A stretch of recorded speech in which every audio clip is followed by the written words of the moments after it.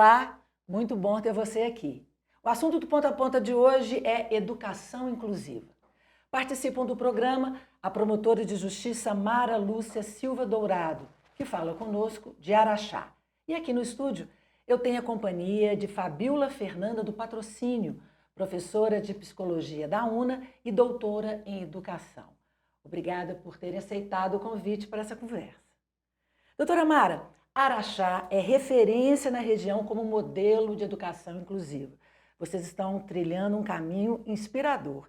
Eu gostaria que a senhora falasse, então, sobre o atendimento educacional especializado realizado nas escolas municipais e também sobre o Centro de Atendimento à Educação Inclusiva, que completou já 7 anos. Olá, Cristiane. Primeiro, agradecer a você e a toda a equipe o espaço para participar desse programa. Cumprimentar de uma forma especial a professora Fabiola, dizer que é uma honra dividir com a senhora a discussão de um tema tão importante.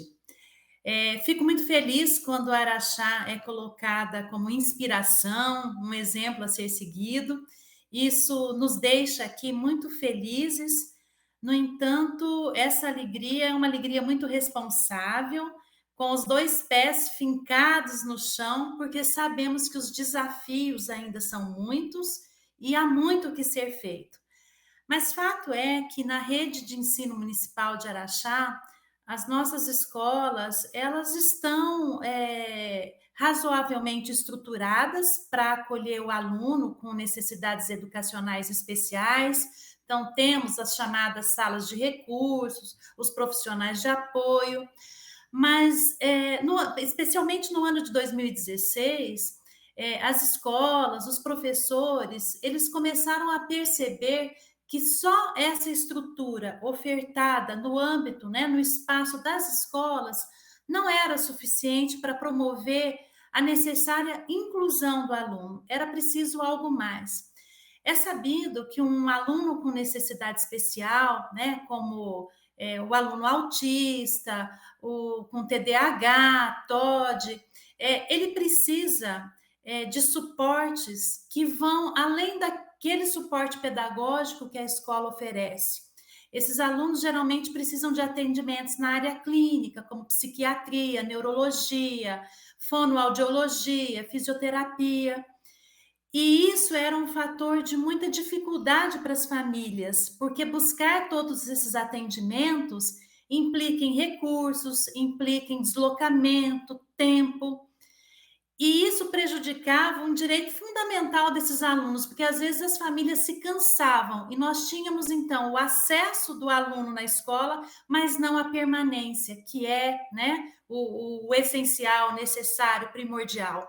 Então, sensível a essas necessidades dos alunos e das famílias, e movida por um espírito assim da empatia, a Secretaria de Educação aqui tomou a iniciativa de criar o CAEI, né, o Centro de Atendimento de Educação Inclusiva. É um espaço vinculado à Secretaria de Educação, que oferece esses atendimentos clínicos não ofertados pela escola, né, no contraturno escolar. Então, as famílias e esses alunos encontram num único espaço todos esses atendimentos clínicos que esses meninos e meninas precisam, né, sempre com um suporte, um acompanhamento psicopedagógico, e isso faz com que o aluno, retornando para o espaço escolar, ele consiga ter um melhor aproveitamento, aí sim, da sala de recurso, do profissional de apoio e transitar pela escola, né, em condições favoráveis e de melhor aproveitamento do aprendizado. E o CAEI, além de ofertar, né, esse suporte para os alunos, ele trabalha também na capacitação dos profissionais, na capacitação dos professores, porque é importante que o professor, e eu tenho certeza que a professora Fabiola vai explorar isso, que esse professor esteja capacitado para lidar com as necessidades dos seus alunos.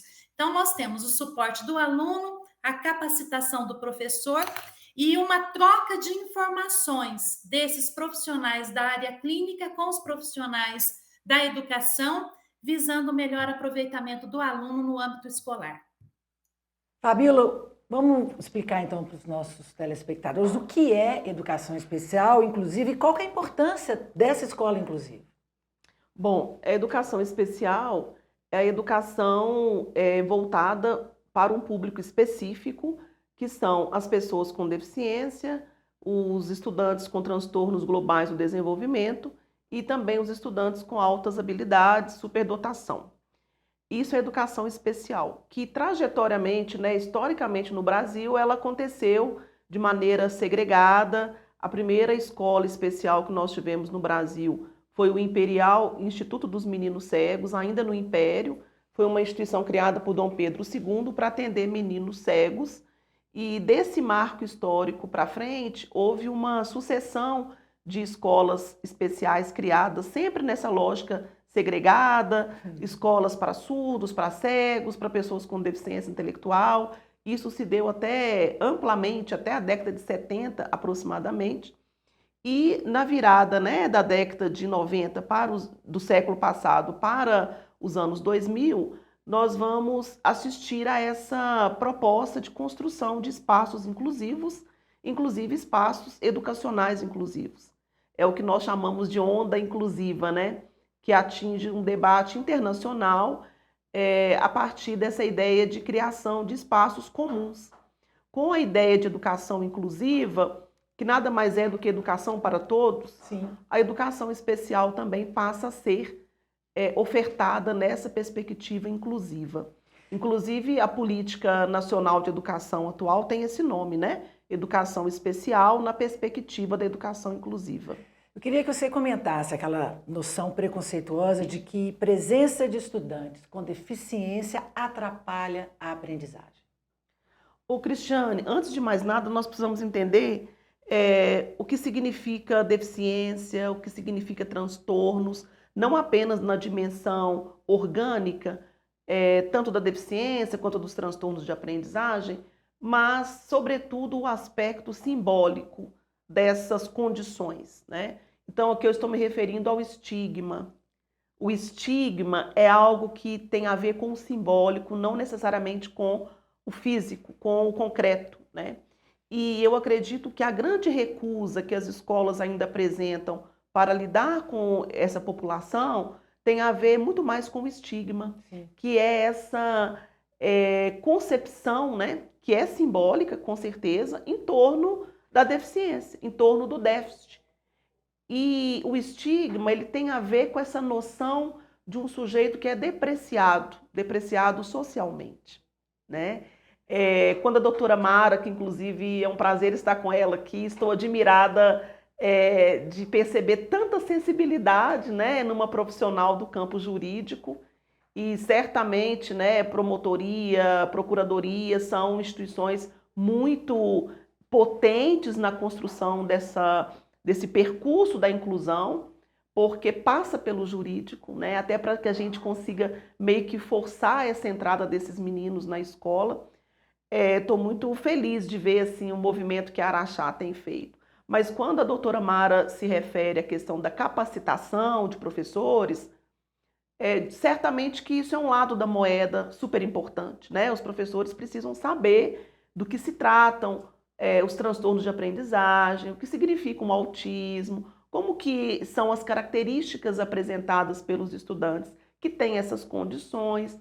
Mas não podemos nos esquecer da dimensão ética da inclusão, que não tem a ver com uma capacitação teórica, mas tem a ver com o modo como cada um se posiciona frente ao outro e o que as dificuldades do outro mobiliza também nesses professores, né? Então, eu tenho uma experiência de acompanhar processos de inclusão em escola durante muitos anos e como que fica tudo mais fácil quando o professor simplesmente deseja estabelecer esse encontro com o seu estudante. A formação vem depois, né? Mas essa atitude de acolhimento ao outro e um desejo de, como eu falei, de encontrar com esse aluno. Quando eu falo do encontro, certamente eu não estou falando aqui do encontro físico apenas, Sim, claro. mas o encontro intersubjetivo que vá proporcionar aí essa possibilidade de pensar um caminho, né? Em que o aluno é protagonista importante também. A gente faz agora o nosso primeiro intervalo. Voltamos já já.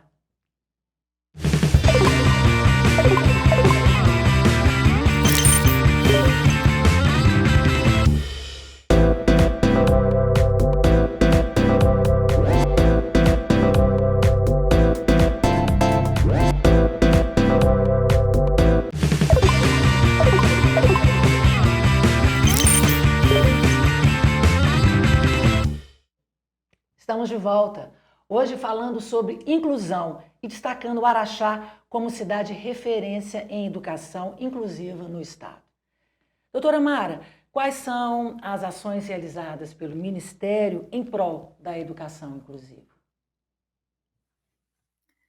Bom, são muitas, né? Acho importante falar que o Ministério Público tem aquela função que é um tanto antipática de fiscal da lei. Mas é fato que o Ministério Público ele tem uma atuação coletiva, né? Então, todo promotor na sua comarca ele tem que trabalhar no sentido de buscar a criação, a implementação de políticas públicas voltadas para esse segmento da população, né? As pessoas com necessidades especiais. Então, há essa atuação coletiva, mas há também a atuação com relação ao direito individual. Então, eu falo aqui do meu espaço, da minha promotoria. Nós atendemos diariamente famílias, né, de alunos com necessidades especiais e que, às vezes, não conseguem encontrar na rede municipal o atendimento dessas necessidades. Dito isso, eu achei muito bonito o que a professora Fabiola disse, né, do encontro. Eu adoro essa palavra, encontro, professora. Eu acho que o Ministério Público ele não pode ter uma atuação isolada, né? Nós atuamos na parte da legislação, buscamos o cumprimento da legislação, então uma demanda é apresentada à promotoria, nós entramos com ação. Eu acho que não é muito esse o caminho mais proveitoso. O diálogo, o entender a necessidade dessa família, o entender a necessidade desse aluno, o entender a situação do município e o aprender com todos esses atores é fundamental para que o Ministério Público tenha uma atuação mais resolutiva, né? Obviamente, sem deixar de cumprir aquilo que é o seu papel. Mas, assim, eu gosto muito desses encontros porque eu aprendo.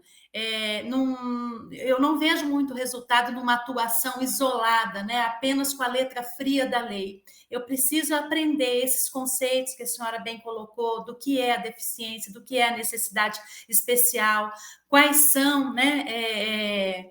O que significa uma criança com autismo, uma criança com TOD, uma criança com, enfim, os mais diversos transtornos. Eu tenho que buscar esse compartilhamento de saber para poder, com isso, nortear a minha atuação. Mas respondendo mais especificamente a sua pergunta, Cristiane, o Ministério Público tem essa atuação coletiva, então ele pode entrar com ações visando compelir, né, o sistema de ensino a estruturar esses espaços, as escolas, com todos os instrumentos necessários para que haja o acesso, a permanência, a inclusão, o aprendizado do aluno com necessidades especiais, e ele pode atuar também na seara individual, né? A cada aluno, cada família que procura a promotoria, nós temos um arcabouço jurídico e os instrumentos trazidos por essa legislação para poder defender o interesse desse aluno. Fabiola, qual é o papel da tecnologia como ferramenta a mais de trabalho para a educação inclusiva? É importante? Muitíssimo importante. Eu acredito que as crianças, né, que têm nascido agora com deficiência, ou as pessoas adultas também que se tornam pessoas com deficiência, têm sido amplamente beneficiadas pela tecnologia. A tecnologia está a favor, né, da acessibilidade, de melhores condições de acesso. Agora, a grande questão é como acessar, do ponto de vista econômico-financeiro, tudo isso que está disponível, né? Desde órteses, próteses, recursos de tecnologia, softwares, né? Que favorecem aí o acesso de pessoas cegas a leituras que antigamente eram feitas por meio de voluntários que gravavam fitas e mais fitas cassetes. Pessoas cegas que estudaram na década de 80 viveram muito isso, né? Essa dependência de um outro para fazer uma leitura. Isso cada vez vai se tornando mais desnecessário com a entrada das tecnologias. Mas a doutora Mara toca numa questão muito importante, que é a questão familiar. Que família é essa? Que história ela tem? Quais são as condições? Nós trabalhamos, sobretudo em escolas públicas, com famílias muito vulneráveis, do ponto de vista afetivo, econômico, né, de acesso à informação. Eu fico assim até emocionada de quando ela comenta, né, o Ministério Público também atende na instância individual. Como que isso é importante? Porque tem famílias que não conseguem nem se expressar direito para fazer valer, né, um direito que o filho tem. Então, quando o Ministério Público entra como esse mediador, quanto que isso é importante para que essas famílias tenham suas vozes ouvidas, né? Muitas vezes por meio da mediação de um órgão oficial como o Ministério Público. Quais são os pilares da educação inclusiva? Eu acredito que são vários, são alguns, né, importantes. Talvez o principal que eu acredito seja o direito à diferença, né? A igualdade na diferença, que é, inclusive, uma frase difícil das pessoas às vezes entenderem. Como que pode ser igual e diferente ao mesmo tempo, né? Se na matemática o igual e o diferente se excluem, mas aqui nós estamos falando da equidade. Incluir pressupõe respeitar a diferença. A gente está falando de respeito. De respeito, que é um pilar importante também. Mas quando a gente pensa que há igualdade na diferença, que é possível haver igualdade na diferença, outros pilares são automaticamente também acionados. O respeito, a tolerância, né? E a possibilidade de harmonizar as diferenças no contexto escolar. A escola, quando tem um discurso de que ali, naquele contexto de sala de aula, ela trata todos os alunos de maneira igual, é uma escola que não inclui, porque a igualdade pressupõe tratar diferente, né? A gente faz mais um breve intervalo. Voltamos já.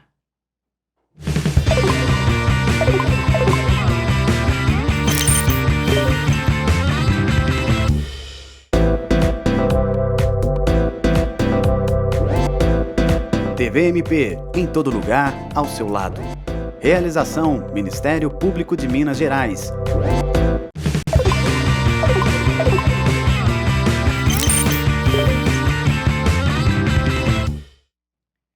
De volta ao terceiro e último bloco do Ponta a Ponta, que hoje discute educação inclusiva. Doutora Mara, inclusão escolar é um processo longo, demorado, e o seu sucesso depende muito de políticas públicas e do comprometimento dos gestores públicos.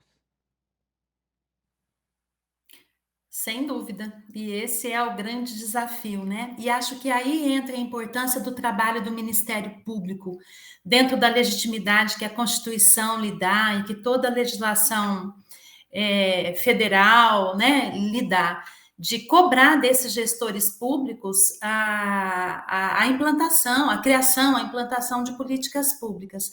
Não é um trabalho fácil, né? Mas eu vejo que o Ministério Público tem comprado esse desafio, né? Então, nós temos que ter muito diálogo com os gestores públicos, trabalhar na linha da conscientização e da sensibilização desses gestores públicos. A sensibilização, né, passa por esses espaços também, no sentido de que aquilo que a lei prevê, e nós temos, né, uma legislação já bastante avançada, o que nós precisamos realmente é colocar aquilo que está no papel em prática. Então, o Ministério Público tem, nessa seara das políticas públicas, um papel importantíssimo, no sentido de cobrar e de até mesmo acionar esses gestores públicos para que façam valer aquilo que a lei já prevê. Doutora Mara, se a escola negar a matrícula do aluno, o que pode ser feito? Olha, nós temos na legislação a previsão de infrações administrativas que geram multas, a previsão de crimes, né? Qualquer conduta que discrimine ou que impeça o acesso da pessoa com necessidade especial a algum direito seu, isso pode caracterizar crime, com penas aí até na casa dos 5 anos de reclusão, além de multa. Então, a escola que recusa a vaga para um aluno com necessidade especial, ou que, no caso de escolas particulares, que exijam um pagamento maior, um pagamento diferenciado em razão dessa necessidade especial, isso é discriminação e é previsto em lei como crime, podendo gerar aí pena de reclusão até 5 anos, além de multa. Escolas, doutora Mara, devem oferecer. Desculpa, Cristiane, cortou um pouco a sua pergunta, eu não ouvi. O que as escolas têm que oferecer para todos os alunos? A escola, quando ela recebe um aluno com necessidade especial, ela vai fazer uma avaliação desse aluno, né, e vai dizer tudo o que ele necessita em termos de suporte para que, né, lembrando as palavras da professora Fabiola, dentro das diferenças, ele consiga ter, e com igualdade de condições aos outros alunos, todo o aprendizado que a escola pode ofertar.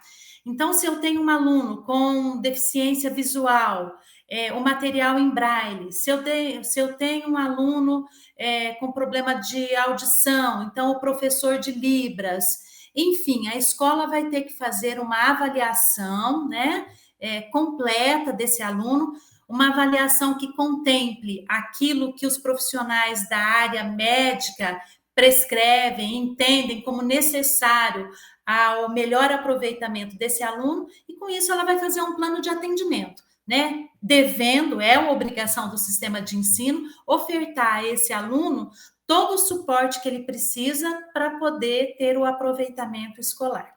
Pois é, Fabíola, as estratégias são inúmeras, né? Desde assim, ajustar a altura da cadeira, por exemplo, né? Tem que ser colocado em prática. Sim, nós estamos falando de uma dimensão super importante que nós chamamos de acessibilidade arquitetônica, Sim. instrumental, mas não podemos deixar também de nos lembrar do quão é importante, talvez até como primeira medida, né, a acessibilidade atitudinal, que tem a ver com a atitude. E com afeto também, né? Exatamente, com aquilo que nós falamos da vontade de estabelecer o encontro, né? Eu vou permitir aqui compartilhar rapidamente a minha experiência de ser uma pessoa com deficiência também. Desde que eu adquiri deficiência na infância, eu passei por um período de usar cadeira de rodas, depois usei outro tipo de órtese, eu consegui andar de bengala, e por umas questões, né, de ordem pessoal, eu precisei voltar para a cadeira de rodas.